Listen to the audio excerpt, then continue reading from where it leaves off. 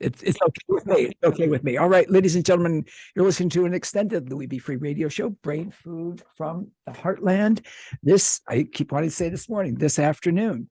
And I have a very special guest. You've heard me talking about her incredible book, Yelling to Zenning, How Transforming Ourselves Leads to Raising Conscious and Resilient Children. Sapna, tell us a little bit about yourself. Hi, Louis. Thank you for having me. I'm born and raised in India, and I've moved to the US 20 years ago. And since then, I've made Dallas my home. I have one boy. He's 16 today. Oh, happy birthday to him. Oh, 16 today. Wow. Yeah, and that's how it's been. And I was in IT before I had my son. And this conscious parenting, the parenting my son was my biggest teacher. He constantly showed me how I had to grow up, how I had to raise myself. That's how, and since then I've been shedding my layers of ego, shedding my layers of beliefs. And yeah, that's how he brought me to this new world, I would say. I love your openness about yourself in the book, that you're very open about it. It's not, you didn't like start saying, well, I'm expert in this, because you talk about how, God, I hate to say challenges. I don't, just the learning process. You're very, very open. And I appreciate that very, very much in your book. Yeah, that has been one of the struggles, Louis, to be honest. When I was raising my child, go ahead. When I was raising my child, there was nobody I could talk to because I thought I was doing something wrong. I thought I was not raising him the right way, or something was wrong with me because I was having the struggles, because nobody spoke about this openly. Once I started opening up is when I realized, oh my gosh, this is all around. Everybody struggles with this. Yeah. Everybody has personalized the struggles, thinking that something is wrong with their parenting while others are doing it perfectly. So that has been a big challenge initially, but now it's just who I am. And I love that. Again, I love your honesty and your self-reflection in the book, because when sometimes I think books are written, I'm going to say differently, where the person is telling us, not saying, this is where I struggled, or this is where and this was my challenge. And I get it, they come from a perspective of expertise. And I'm not saying they're not expertise in their field. It would depend on the individual. But I love that, because you bring it down to real. I mean, your self-exploration and self-discovery, if you will, is brilliant and beautiful in their book. Thank you. And again, like I said, it's my son who was the teacher, who was constantly telling me and showing me, you need to grow up. I was turning. No, seriously, little things, Louis, like a child is being a child, spilling milk, daddling throughout the day. That's who children are. They don't know, their time zones are different. We live in the future, trying to get things done, speeding up, getting to some other place on time, trying to be appropriate. But children live in the moment by moment, exploring the things around them, being curious. So that's the difference in the time zone. And we are constantly pulling them to our time zone. And when they don't enter our time zone, we panic. And I was becoming this monster because I was thinking I was doing something wrong. What's wrong with my child? He's so slow. I used to think, while he was just being himself. We have to follow their lead. They think slow, follow their lead, but we do the other way around. Well, yeah, we have to live in this world. We have to pay the bills. We have to get to work. Sure. Yeah, that's aside, but we can still do that in a different way. There's a different choice. I again, in your introduction, I love you talk about moms feel like their very life energy is outside their bodies in the form of their children, and want to protect them with all of our might, and you feel like you're failing them, etc. I mean, you really, when you just were talking about spilling milk, crying out of exhaustion or hunger, feeling rejected, normal reactions, everyday life. You say you were turning into a raging monster, anxiety driven, feeling out of control, wanting to fix every aspect of his life. Yeah, this is what we do as parents, right? We are feeling all these emotions, and how do we try to control these emotions? By fixing the outside. And children, being the small, vulnerable creatures, they become an easy victim to our wanting to control the world. You see, we want to control, but we can't control our bosses, our neighbor, the weather. We know we can't control any of this, but children, my God, children, so soft, vulnerable, new, they readily fall prey to our wanting control. And that's where the split happens. That's where they lose that connection with themselves and with us. At what point did you decide to write the book? You learned so much on your journey. At what point did you say, I got to write this? I got to write this book? Parents started asking me. I was teaching these classes, I was teaching courses, I was teaching them about conscious parenting. You see, for a driving test, we have to practice. We have to go get a license. For a degree, we have to get a certification. For anything, we need a certification. But for parenting, there's nothing out there. You don't have to. Exactly. We just, are thrown. We are just given this child and we are told, you will know how to raise the child. We are not told how to in terms of how to tap into our own intuition and gut and knowing, separate from our beliefs, separate from our conditioning. We are not taught this. And I was seeing this constantly in young parents, what I saw in my own parenting, the helplessness, the feeling of, I'm doing something wrong, maybe something is wrong with me or my child. And the helplessness would lead parents to ask me questions as to how to do this, how to do that. And so I thought, okay, let me get this book out there to let parents know that they're not alone. We all go through this. Everybody goes through this. Either they're not talking about it or they're completely in denial, but Or parents completely in denial. Yeah, I agree. I agree. And you feel, I like what you said about certification. Again, I don't want government to have to certify someone to be a parent. But yet you do it, and then you've got a child, and it's like, okay, and you might think, how was I raised? Was that good? Was that bad? In my case, and I've talked about this a lot over the years, I chose, although I miss my parents and I love them very much, they were a wonderful couple, but shouldn't have had children. That's how I'm going to say it. And I feel glad that I was, oh God, I don't know how to say it. I don't want to make it sound like I'm self-praising, but that I was aware enough that I did not want to be a parent like my dad was. The methodology, the teachings, the ultimate teachings were good in most cases. The method wasn't good. The method was harsh, and it's the method. Yeah. No, the parents have the best intentions. No matter how they are manifesting it, they have the best intention for their child. And it stems from fear. They don't want the theme I've seen in parenting is, Louis, they don't want their children to feel the way they felt. So they try to protect them from that feeling. They try to say, protect them. Yeah. They try to protect them, but the way they're protecting them, that's where it goes amiss. They have best intention. They do their best. They try to do better than their parents did. Yeah. But something goes amiss there because they're again looking outside. They're looking, their eyes, their focus, the energy is focused on the outside rather than inwards as to how they are feeling.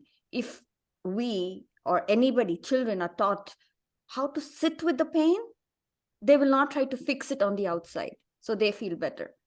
That's the missing piece in parenting, where we don't teach human beings how to feel. Tell us more about that. So when we don't know how to feel, what do? We try to dump that feeling outside. We try to control on the outside. We try to run away from that feeling through different dysfunctional methods as to over drinking, too much TV, or just escaping mechanisms, because we're so afraid to feel this feeling. But this is what we are as human beings, right? We are not robots. We are not zombies. Mhm. What makes us human is how we feel, our emotions, our feelings. But we aren't taught how to feel or sit with that muck of that feeling, whatever is arising, good, bad. We try to run away from the ones that we label as bad and run towards something that we label as good. But life is the ebb and flow of all these Sure. feelings. And again, when you're talking about the parents, and most parents well-intended, I want to believe are well-intended, and some just go through the motions, like you're saying, of what they think is the right thing to do, or just what they think is the right thing to do, and not really considering. You talk a lot, Sapna, about learning from your child. Tell us a little bit more about that. Children are in the present, Lou. In the present, they are absorbing their environment. They are in the moment, trying to exploring. How many times have you seen a child would spend hours looking at a bug or a plant, or getting curious, looking at the clouds? Yeah. So That's me now these days. I'm back to that. I've regressed or whatever. and even when they have some kind of a quarrel with a sibling or a friend, it doesn't last long. Next second they're running away into the playground. Doesn't last long. And so we need to take their lead. They don't hold on to things for too long. They let go faster. They're in the present moment. They're curious beings. They ask questions. Oh my God, you sit with a 3-year-old, the questions they'll ask you, how is this? Why is this? They're not afraid. And they're not, a child would treat the president of a United States the same way as a homeless person. They would not care. They would have the same tantrum.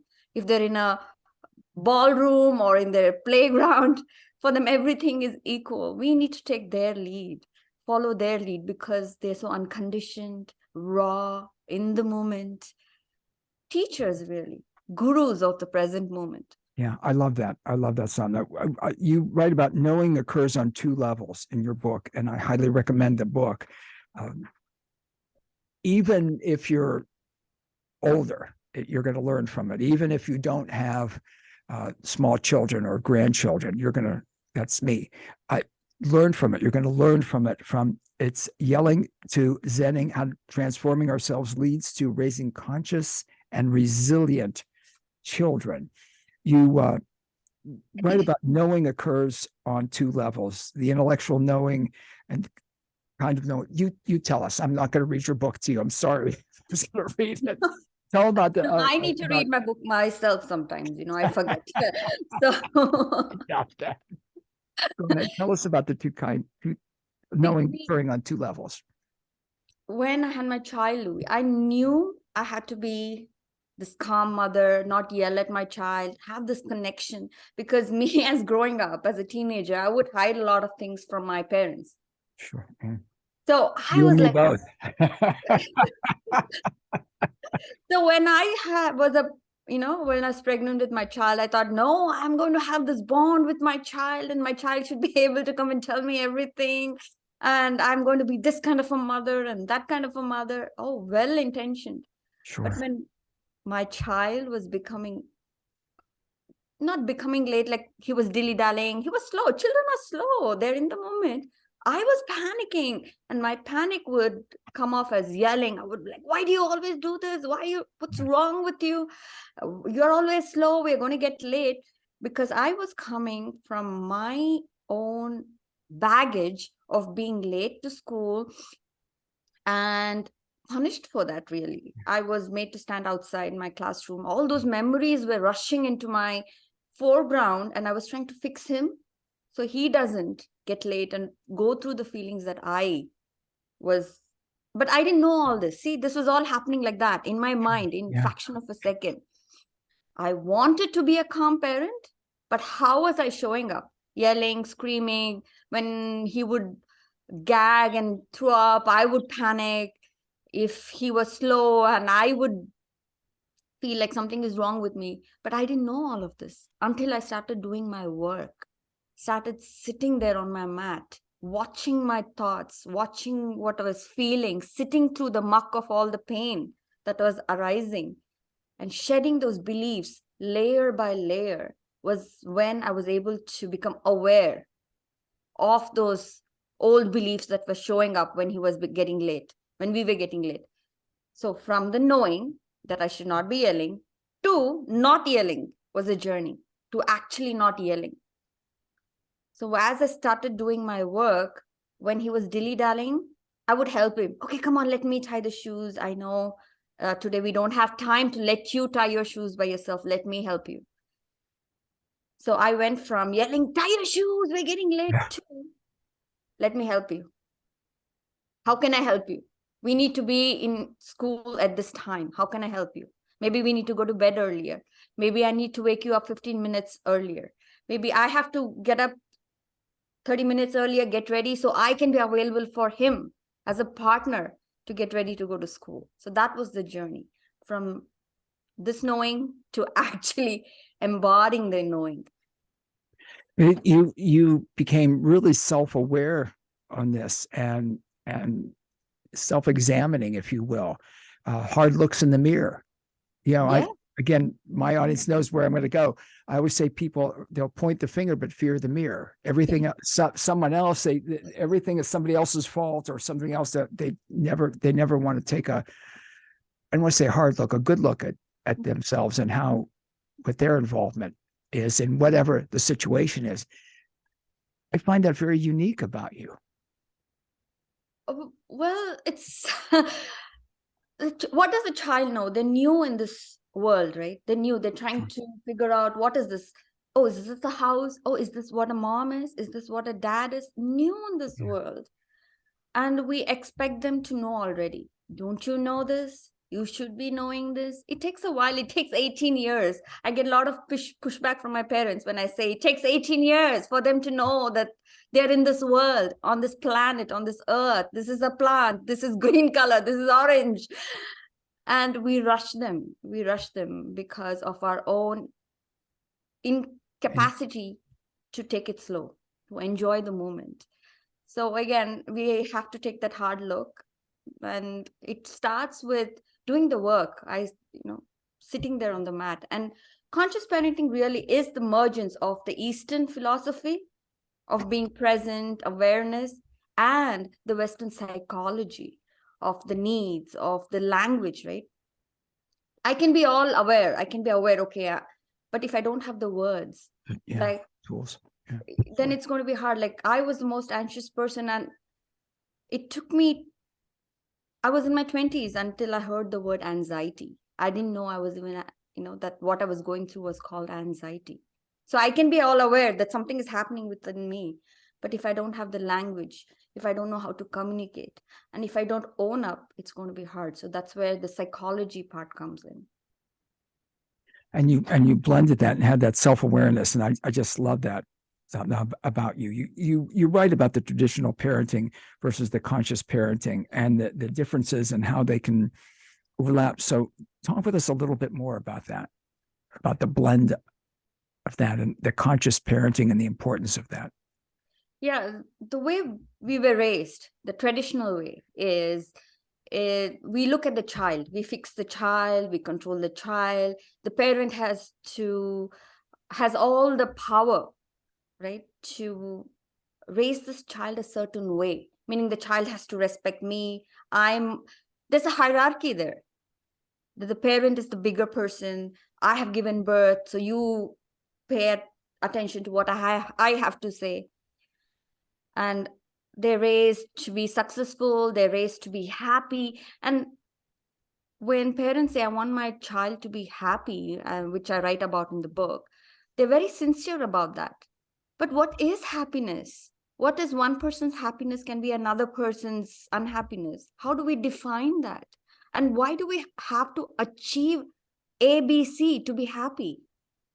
You see, this is how the traditional parenting is. Come on, you need to go to college. You need to have an education. You have to have a job. Then you can be happy. And happiness is so fleeting, you see. How can a person be happy, happy, happy all their life? And it's impossible for any human being. Yeah, I agree. How would you know again, I get very basic about, I mean, how would you know you're happy if you didn't experience some sadness or unhappiness? Or, how do I know, again, it's different for everybody. How do I know what tastes good to me? Or I'm trying different things and what's going to be good, et cetera. If I didn't know music that I wasn't fond of, or food that I wouldn't know the taste. I like it real spicy. Not everybody likes it spicy, et cetera. And you learn that. You learn that from, I didn't like the way that tasted. I'm going to try something different next time. But that's it with, again, the happiness. Some people can appear that way on the outside. And you don't know. I've always said, you don't know what's going on with someone. You don't know. Everybody's got something. I believe everybody's got some inner struggle, financial, medical, whatever. Yeah. Everybody's got some concerns, and they may present being very happy, and there may be sadness behind that. Yeah. And this is where conscious parenting comes in, where the parent teaches the child, first embodying this, that all of life experiences are worthy. Everything, sad, happy, you're joyful one day, you're sorrow, there's grief, there's failure. That's where resilience comes from, where the children are not afraid.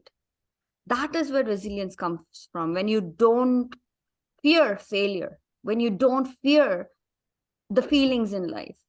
You don't want children who don't fail. You want children who don't give up easily, who are so attuned to their own inner innate knowing that they know that this is just a failure. I'm going to learn from this. I'm going to get back up.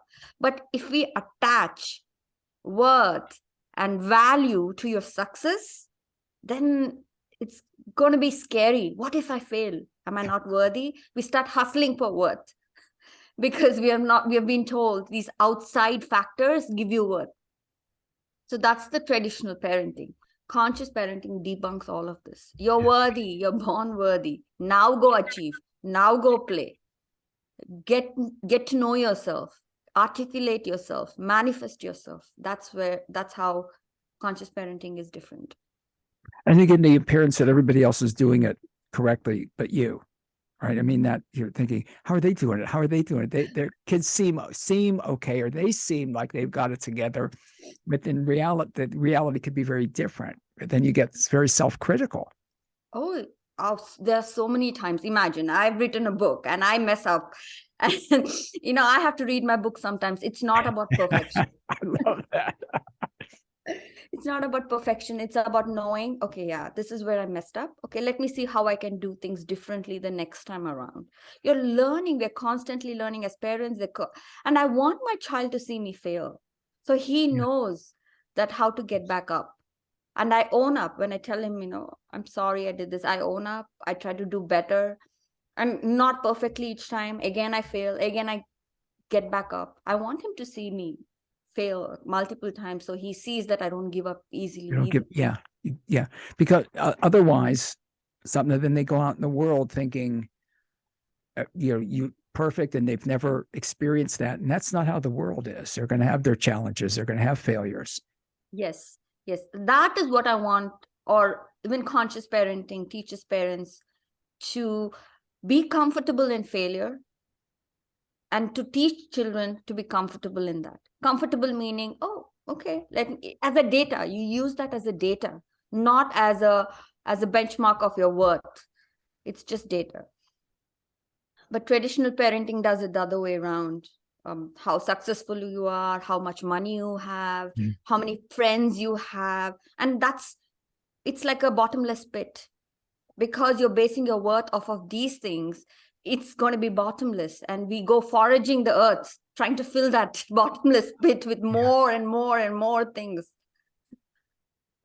It's never ending. Like you say, it's bottomless, so it's never going to fit. When you said that about friends, it's interesting. And how I remember now, decades ago, there was an invitation. I'm not going to get into it, but it was like, we've invited 200 of our closest friends. And I'm thinking, I mean, it sounded really nice, but 200 of your closest friends, or 200 friends, or it's like, Can you name everybody there? Do you know everybody's name? It just seemed, and that illusion, because I think it was illusion. I'm not good. I guess I am going to be critical of the invitation. It's that, oh, look at them. They've got 200 these are 200 of their not all their friends, 200 of their closest friends. And it just seemed odd to me. But if you look at that and buy into it, inspires that I'll use air quotes no one's going to see, better than you, because they've got this big circle of friends, and you start to wonder, well, I remember seeing that invitation. I wondered about it. I still think about that today. In this conversation, I'm thinking about it. I hadn't thought about it in a long time. Yeah, but the key word you used, better than them, right? Yeah, they're better than me. Feel better than somebody, you have to feel, you must be feeling low. One must be feeling low there. Yeah. So how do you make yourself bigger? Either putting the other person down or filling that stuff, or by how do you get bigger? You stand on something else to make yourself bigger, but this is all superficial ways, just superficial. like you said. You will be running after these things and never feeling fulfilled. The bottomless pit will always be empty, no matter how much you fill it, unless you start filling yourself up first. That starts from you doing your inner work, having some time out for yourself. You can, like me growing up, I had many friends. I had a lot of friends, but there was a simmering sense of loneliness always in the background. Now I can be alone. I can be alone anywhere. I travel alone. I'm with myself. I go for my 10-day meditation retreat, Vipassana, which I go every year. And I'm with myself. That's one of the best things and the hardest things I do for myself, being with myself. And sometimes it takes a, how do I want to say it? I'll say a wake-up call of, again, you're decades and decades and decades younger than me. And I'm not going to get into it a lot, but I've talked about a diagnosis I had, hard diagnosis of disease that I've got, Lewy body dementia, late last year.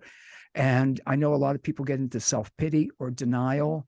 And I am choosing to look at it as a gift or as a blessing, because now even though I'm an old man, I better understand mortality. I'm not saying I understand it, but now I understand because of the progression of this. And I value, even though cognition and things fluctuate, I'm grateful for the wake-up call for me, because, you're going through life, and, I don't mean that's a bad thing, but for me, I see it as like, okay, yeah, now I've really, of course I could step out in front of a bus today and get killed. But now I understand, I don't want to say I understand, I realize my own mortality better. And I can appreciate when my cognition is better. It's like, oh yeah, this is good. This I know, and not say, yeah, but I know it's going to get bad later. Just enjoy it for what it is. I don't know if I'm making any sense, but it's good for me. It's been good for me. I choose to see it that way. Yeah, that's what life is, right? That is what life is. Anything can happen any day to anyone. Yeah. Nobody is guaranteed anything. And how about we enjoy every ebb and flow of life, whatever the life throws at you. But we are so scared of the uncertainty. We are scared of not knowing. Being in control is where, when we get scared, and we actually end up losing control because of that. But if we surrender, which is, I'm not saying you have to always be in that state, but when we make this as a practice to be equanimous, that is what meditation teaches you. Like whatever comes, you're equanimous. You're more in power rather than trying to control outside. You have more control on the inside. Like whatever comes, I'm going to be okay. Just this knowing I'm going to be okay. You surrender to that. That 10-day meditation retreat, can you tell us a little bit more about that? It's 10 days Vipassana retreat. It's all over the world, and you go into, you don't have any social media, you don't talk to anybody, and you meditate there for 10 days. You're taken care of, like the food and everything is taken care of. When you meditate, they teach you how to meditate, and it changes you from within, really. you get in control by losing control, like letting go of everything. Yeah. I like that. You get in control by losing control and letting go. When you say that about the value of it, you mentioned social media. And I certainly, people use it. I do get concerned about younger people that are so reliant on social media as I don't know, what do I want to say, reflection of themselves. It's like, I'm an old guy, so I see something that somebody posts, it's like, okay, whatever, but younger people with that impression and that their self-worth kind of caught up with social media, that concerns me. Oh, yeah. That's why parenting is becoming harder these days, because now everybody's on social media. They are looking to social media as to how to be seen, how do they show up, how a body should look like, how success should look like, how having friends should look like. And they're looking to social media for those answers, while they should be looking at their own peers, their own environment, their own parents. They should be going to their parents for answers, their parents for connection. But you see, social media has created this fake safety. Like, you can be behind, you can text or comment anywhere. Nobody can hold you accountable. You cannot fail on social media. Somehow you get connection. Like, your thoughts are focused on whatever you're seeing. So you're getting everything from social media, which you should be actually getting from your parents. Like, I can be without social media. That kind of a feeling when children get, they are going to be attuned to themselves more than running towards social media. And starts with the parents. How even parents these days, and my heart goes out. All parents are so stressed out. They have to work. They have, single parents, they have jobs, they have to take care of their children. It's hard on parenting as well. And now this new culture of social media, you have to be more present when you come back home. It takes a toll on the parent too, you see. So it's hard. What is it like for you when you're working with somebody and that I'll call it the aha moment, when you see that they get it? You're talking about parenting with them or whatever, and what's that like for you? When the parent wants to do something differently, they're already on the right path. When they're willing to see that, okay, let me try this new way, or let me start this, they're already on the right path.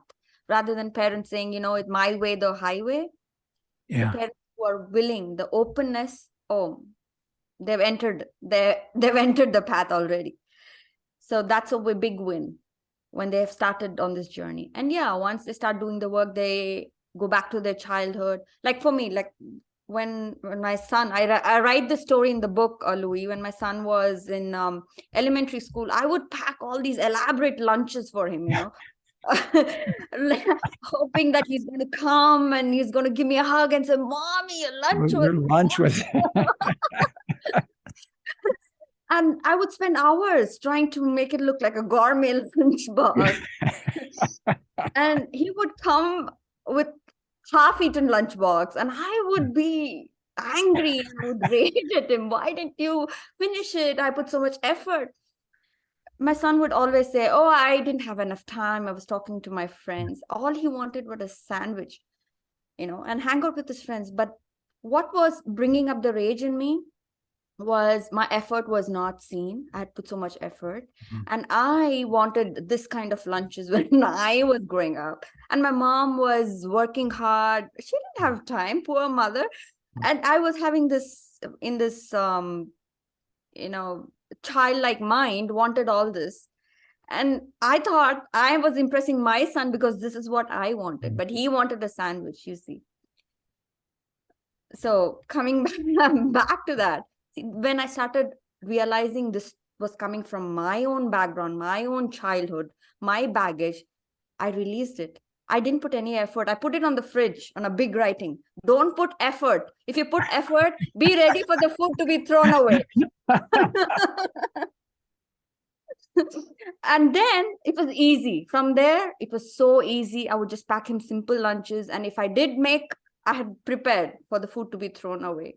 It became so easy. And I see this in my parents who come to me, once they realize it's coming from their own background, their own psychology, their own unmet need, they let it go. They connect with their child for who the child truly is. Not the child they wanted, but who their child truly is. Oh my gosh. Oh my gosh.